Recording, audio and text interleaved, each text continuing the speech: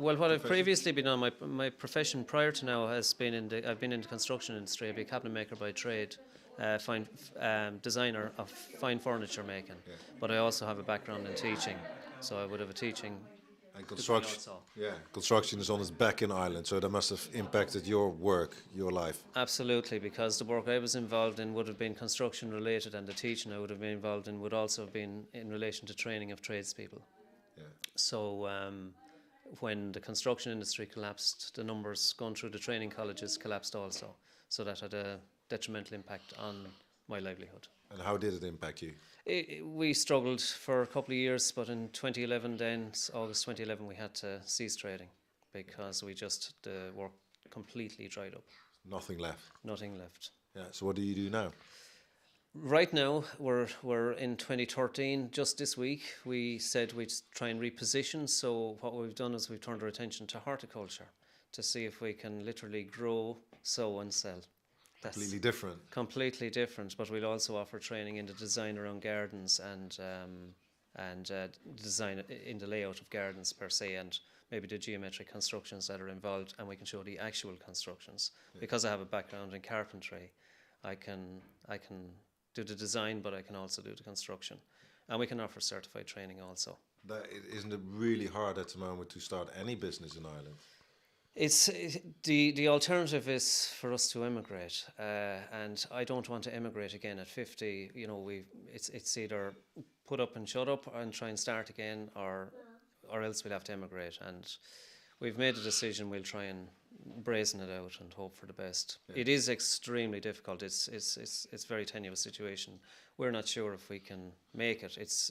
We just hope. Yeah, We just because hope. because where the growth in Ireland seems to be is export, but your business is focused on the domestic market. Yes, the domestic market is on its knees, so we're just. I mean, again, it's probably niche stuff, but with a controversy that happened recently with the meat scandal, we're just looking at people going back to butchers. So we said, right, let's just see if we can sow some stuff and grow and just use that as part of an income, and we'll just see if we can generate it. My wife's in healthcare, just got a qualification, so hopefully she might get some hours doing that, and we'll just try and Yeah. pull half a wage each, hopefully. Yeah. In a sense, it's very Irish to grow your own potatoes, have your own sheep. It is, and it's completely it's not my background isn't in that at all. So it's completely new learning. But I've been pottering at it for the last couple of years. So it's effectively trying to turn a hobby into something tangible. But we also have a couple of acres. In Ireland, we have land, but I mean where we live, we have a couple of acres to have a go at it. There's no guarantee of success. We're just trying to eke out a living. It's literally subsistent at the moment. Yeah. That's You said I don't want to emigrate again. That implies you were abroad before. Yes, I mean, at 50, we've had other recessions. We've had a serious recession in the 80s, but this one kind of beats all. This far surpasses anything that I've experienced in my lifetime. It's probably akin to the 1950s in Ireland when my parents had to immigrate also, and they went to Manchester. In the 80s, I went through an apprenticeship, went through college, paid my way through that, and then when I came out, there was no employment, so I had to immigrate. So I went to London, which was extremely good to me. Spent a couple of years there, and then when I came back, I got some part-time teaching until I got into a full-time position. But I actually gave up teaching because I wanted to. I'd very much be an entrepreneur, and I'd like to be a self-starter. So I took my chances in the early zeros, as they say, or the 2000s. So, but And then the sky was the limit. well, there was opportunity there, and while I was young enough, I just thought, why not strike and have a go and do the fine stuff and do some training on the side as well, and that's what I did, and it went fine for up to 2009, and 2011 we struggled till 2011, and eventually we just had to say enough is enough. We just couldn't keep trading because we were losing money. Before the crash in 2008, the big financial crash, did you never think during those boom years, is this actually real? Is this sustainable? Did you have doubts? I know. I know because I built my own house. I know what it's like to design. I know the costings for property. Site valuations went through the roof. I knew it wasn't sustainable based on a standard property being 13 times the average industrial wage, let's say. So I knew. And I even made predictions to the youngsters I would have been teaching, the trade candidates in Foss, that lads, in a couple of years' time when this goes belly up, don't buy until it goes belly up, and it will, I said, and you'll have property prices half the price of what they are now. Now that was a prescient thing to say, and I can't back up on radio or whatever but that's what I said to the lads. They laughed at me, but within a year and a half it had completely collapsed, and it's still getting worse or deteriorating. Yeah, is there an insight of what's happening now? In construction, Or in anything? anything, we can't see hope. You know, if you could see a turning point, we're hearing, you know, we're getting media spin and we're getting political spin about there's green shoots or there's exports are increasing and so on, but it's export of services, it's not products, because Ireland doesn't produce anymore. We don't even produce our own beet in the agriculture sector. So, you know, we're not a producing nation of product, of service maybe so. But I mean, I know people that have been in the export business and they're unemployed and they were dealing with the shipping side of products. So if we're talking about hardware products or not services but goods, they are definitely, or they have declined. So we as a family, I mean, we're looking, no matter who we speak to, in what profession or what industry, it seems to be the same across the board. Everything is negative, negative, negative. Any sign of hope, any sign of a turn, and all you're hearing is no, no, no. And I mean, the big thing is emigration. Nobody's talking about emigration. It's not like the 80s. It's just happening. The numbers are phenomenal, but it's not being reported in the media. Yeah, it's a record high, actually. Sorry? It's never been as high the last year. It's never been as high. We're talking, I haven't got the exact figures, but 87,000. it's correct. I was going to say 78,000, but it's way higher. It was approximately 45 to 55,000 per year in the 80s, in the mid 80s, and that's when I left towards the late 80s, and the figures were quite high, you know. But now that's off the Richter scale as far as today is concerned, you know, and it's still growing seemingly. Yeah. So it's not good. If we could see hope in something, the domestic economy, as far as I'm concerned, and the private enterprises and entrepreneurs, people that start private sector industry. I mean, we need that to generate the income to fund public services in the country. I mean, that's basic stuff.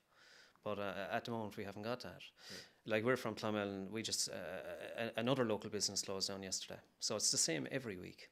Yeah. Every week, there's not a week goes by that there isn't something else gone.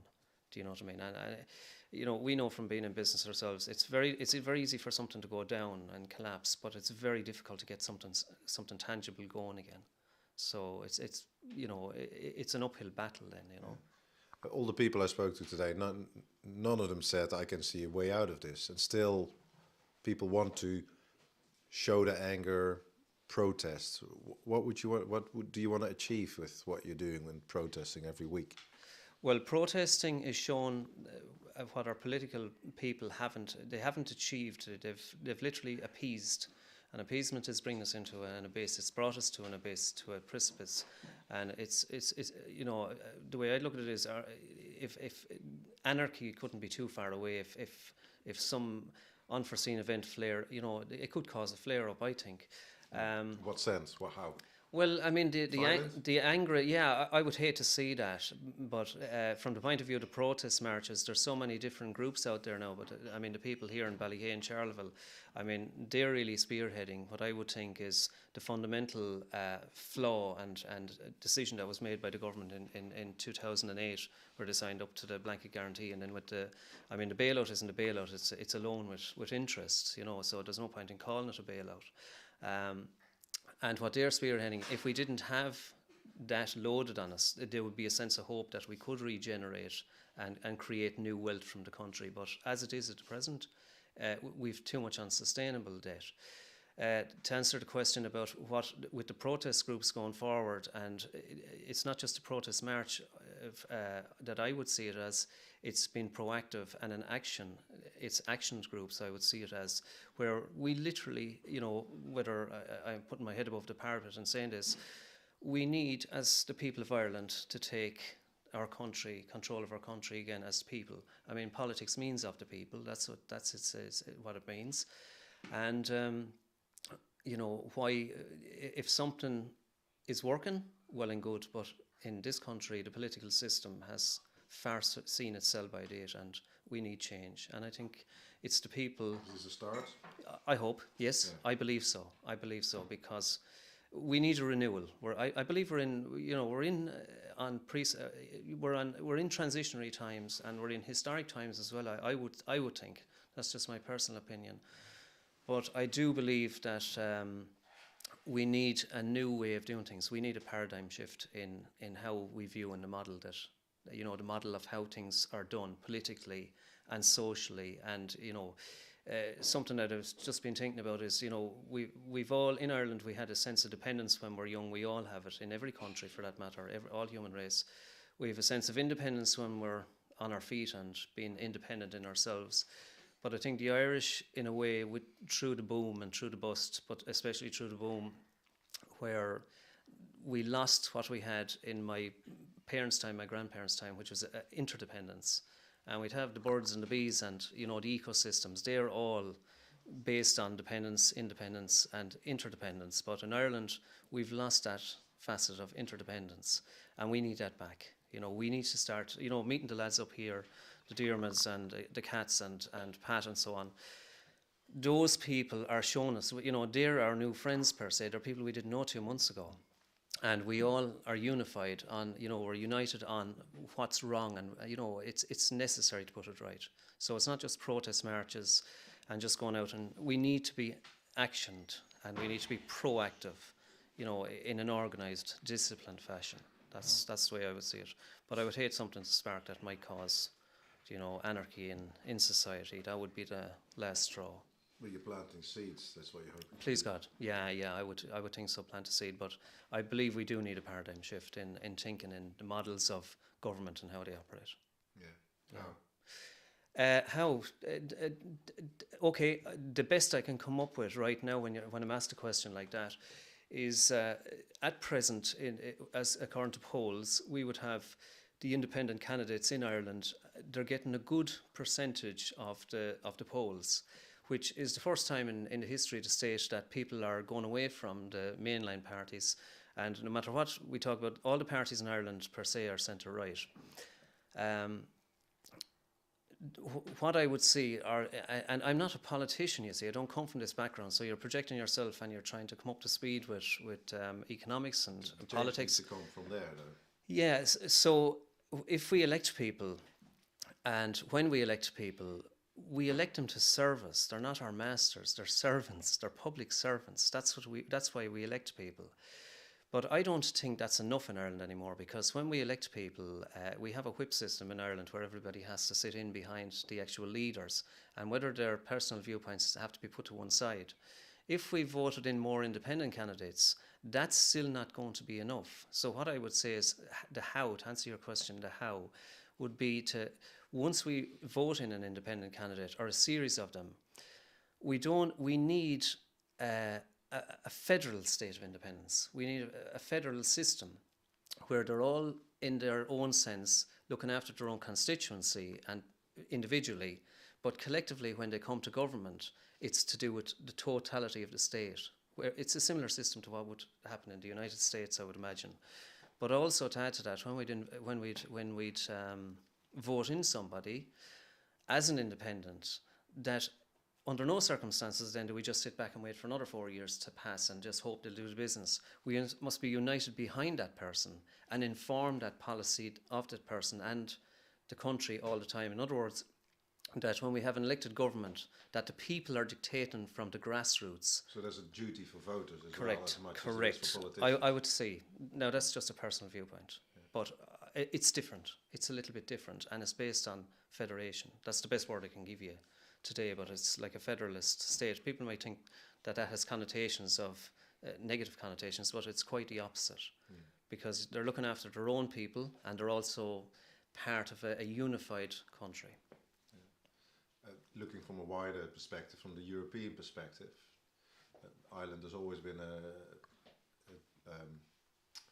not a staunch supporter, but an important supporter, or they supported the concept of the European Union. Yes. For a long time. Yes. Do you think that has changed, or doesn't that need to change to be able to get that support still in Ireland? Well, I mean, if from the European perspective, Ireland was supportive of it, and Ireland, we must like Ireland has done well out of it because I mean, if I look back to my childhood, Ireland has had huge leaps in progression in infrastructure and industry, and the corporation rate, of course, has helped it. Yeah, so I mean, there's been huge improvements in our quality of living, no question about it. Now it's regressive at the moment, becoming very regressive. However, it really, I suppose, it has been good.